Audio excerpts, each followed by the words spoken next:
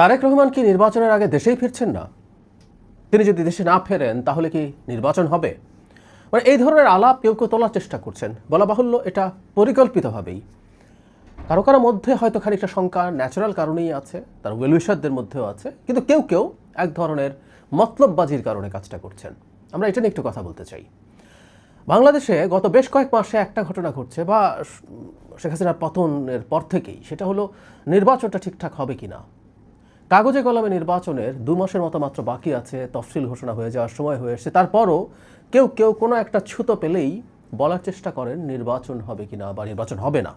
নানা রকম ক্যালকুলেশন, ষড়যন্ত্র, নানা রকম প্রেডিকশন দেখানোর চেষ্টা করেন। সেটা আসেই। আমরা আসবো জনাব তারেক রহমানের কথা। আমরা খেয়াল করছি যে রিসেন্টলি বেগম খালেদা জিয়ার অসুস্থতাকে কেন্দ্র করে তফসিল পিছিয়ে দাও, এই ধরনের একটা আলাপ এনসিপি করছে। পিছিয়ে দাও সরাসরি না বললেও বলছেন যে এই জড়িত অস্থিরতা বা প্রবলেম ম্যানেজ না করে তফসিল যেন না দেওয়া হয়। অদ্ভুত কথা। বিএনপি চাইছে না, এনসিপি চাইছে। বিএনপির সমস্যা হচ্ছে না, এনসিপির সমস্যা হচ্ছে।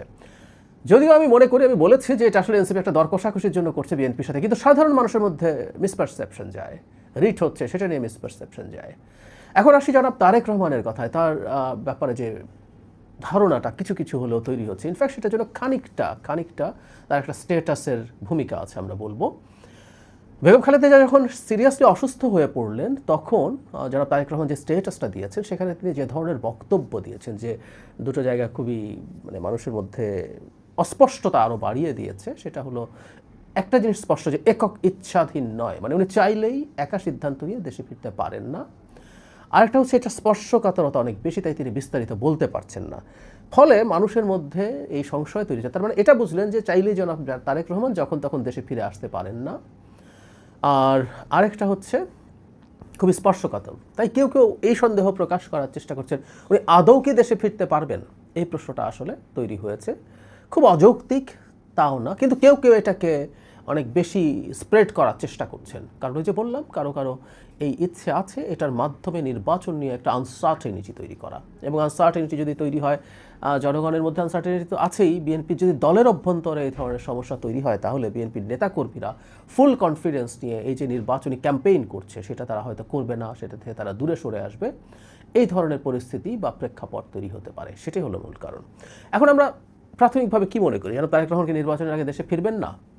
আমি ব্যক্তিগতভাবে মনে করি এটা কোনোভাবেই হবে না। তিনি অবশ্যই দেশে ফিরবেন এবং সম্ভবত তফসিলের অল্প কিছুদিন পরেই তিনি দেশে ফিরে আসবেন। তিনি দেশে ফিরে এসে তিনি এই নির্বাচনটা লিড দেবেন, তার নেতৃত্বেই নির্বাচনটা হবে। এবং তিনি যখন নির্বাচনের একেবারে শেষ সময় আসছেন, তিনি দেশে আসার জনিত একটা বিরাট হাইপ তৈরি হবে। বহু বছর পর তিনি দেশে ফিরেছেন এবং সেই হাইপটাকে দিয়েই নির্বাচনটা তারা উতরে যাবেন। এবং বলা বাহুল্য, এমনি এই নির্বাচনে তেমন কোনো প্রতিদ্বন্দ্বিতা নেই, কিন্তু তার এই হাইপটা থাকলে পরিস্থিতি প্রতিদ্বন্দ্বী দলগুলোর জন্য আরও খারাপ হবে। কিন্তু তিনি যদি সত্যি না আসতে পারেন, আমরা তর্কের খাতিরে ধরে নিই, তাহলে কি নির্বাচন হবে না? আমরা এই ব্যাপারটা একটু বোঝার চেষ্টা করি। এখন জনাব তারেক রহমান দেশে ফিরবেন না, কী কারণে, এটা এখনও নিশ্চিত না। আমরা নানান রকম স্পেকুলেট করছি, করারই কথা, কারণ যেহেতু আমরা স্পষ্টভাবে জানি না। তিনি একক ইচ্ছাধীন যদি না হয়, তাহলে কি কোনো শক্তি, দেশি বা বিদেশি কোনো শক্তি তার ফিরে আসা নিয়ে সমস্যা তৈরি করছে, তার নিরাপত্তা নিয়ে সংকট আছে, নানান কিছু হতে পারে, আমরা ধারণা করছি।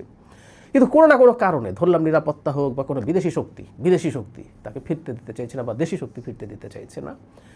তো সেই ক্ষেত্রে জনাব তারেক রহমানের জন্য সঠিক সিদ্ধান্ত কী হবে? আবারও বলছি, আমরা তর্কের খাতিরে ধরে নিচ্ছি তিনি নির্বাচনের আগে ফিরতেই পারছেন না। তাহলে নির্বাচনের আগে তিনি যদি না ফেরেন, এখন বিএনপি নির্বাচনে কি যাবে না? কেউ কেউ বলছেন এটা হলে বিএনপি কেন নির্বাচনে যাবে, বিএনপি যদি নির্বাচন থেকে সরে আসে তাহলে নির্বাচন আর হবে না, ইত্যাদি ইত্যাদি। আচ্ছা, জনাব তারেক রহমান যদি দেশে ফিরতে না পারেন, বিএনপি যদি নির্বাচনে না যায়, নির্বাচনটা যদি হয়, সেই নির্বাচনে কে জিতবে? জামাত জেতার সম্ভাবনা আছে। বেশ কিছু স্বতন্ত্র জিতবে, বিএনপির অনেক স্বতন্ত্র হয়তো থাকবে, তখন বেশ কিছু স্বতন্ত্র জিতবে, কিন্তু ক্ষমতায় জামাত যাবে, এরকম একটা পরিস্থিতি আছে। তো সেই পরিস্থিতিতে জনাব তারেক রহমানের দেশে ফিরে আসার পথ কি ইজিয়ার হবে? জামাত ক্ষমতায়, অনেক স্বতন্ত্র আছে, তাহলে কি ওনার জন্য সহজ হবে? নাকি বিএনপি পার্টিসিপেট করলো, নির্বাচনে জিতলো, এবং সেই বিএনপি যখন ক্ষমতায় আছে, ধরে নিলাম তিনি নির্বাচনে পার্টিসিপেটই করলেন না, কিন্তু বিএনপি তার দল যখন ক্ষমতায় আছে, তখন তার জন্য দেশে ফিরে আসার যেসব বাধা আছে, সেটা দেশি বিদেশি নিরাপত্তা যেটাই হোক না কেন, সেটা অতিক্রম করা সহজ হবে। খুব সহজ কাণ্ডজ্ঞানের ব্যাপার। নিশ্চিতভাবেই বিএনপি যদি ক্ষমতায় আসে, তখন তার জন্য সহজ হবে। কেউ কেউ বলার চেষ্টা করেন যে বেগম খালেদা জিয়া যদি চলে যান আমাদের মাঝে থেকে, বিএনপির মধ্যে কোনো না কোনো একটা নেতৃত্ব দাঁড়িয়ে জনাব তারেক রহমানের বিরুদ্ধে দাঁড়িয়ে যাবে কিনা, দাঁড়িয়ে গেলে তো তিনি আসতে পারবেন না। এটা একেবারেই আকাশ কুসুম কল্পনা। বাংলাদেশের মতো দেশে এটা আমাদের অলরেডি পরীক্ষা হয়ে গেছে। আমরা পছন্দ করি বা না করি, এই দুটো দল মূলত আওয়ামী লীগ এবং বিএনপি, এই দুটো পরিবারের বাইরে নেতৃত্ব কেউ দিতে গিয়ে সেই দলের পুরোটাকে তার সাথে রেখে একটা মারাত্মক বাধা তৈরি করবে জনাব তারেক রহমানের ফিরে আসার পথে। এটা হবে না, কোনোভাবেই হবে না। এবং কেউ যদি এই চেষ্টা করতে যান, তিনি তার রাজনৈতিক ভবিষ্যৎ খুবই ঝুঁকির মধ্যে ফেলে দেবেন। সেই কারণে ওই অবস্থায় আবারও বলছি, একটা কাল্পনিক ব্যাপার, এটা একটা জাস্ট থট এক্সপেরিমেন্ট। উনি যদি নাও আসেন, কারণ নেতৃত্বে সরকার গঠিত হয়, তারা নিশ্চিতভাবেই জনাব তারেক রহমানের ফিরে আসার পথ ভালোভাবে ফ্যাসিলিটেট করবেন। জনাব তারেক রহমান ফিরে আসবেন, তিনি নির্বাচন না করলেও কেউ একজন রিজাইন করবেন, তার জায়গায় উপনির্বাচন করে তিনি সংসদ সদস্য হয়ে প্রধানমন্ত্রীও হবেন, এগুলোতে কোনো রকম কোনো সন্দেহ নেই। তিনি তার সব যাবতীয় বাধা অতিক্রম করবেন। সে কারণেই বলছে, আসলে এত কাল্পনিক কথা বলার একটা কারণ আছে, কারণ এটা জল ঘোলা হচ্ছে। তিনি মানে দেশের মাটিতে ফিরে আসা পর্যন্ত এটা নিয়ে শোরগোল, কথাবার্তা চলতেই থাকবে।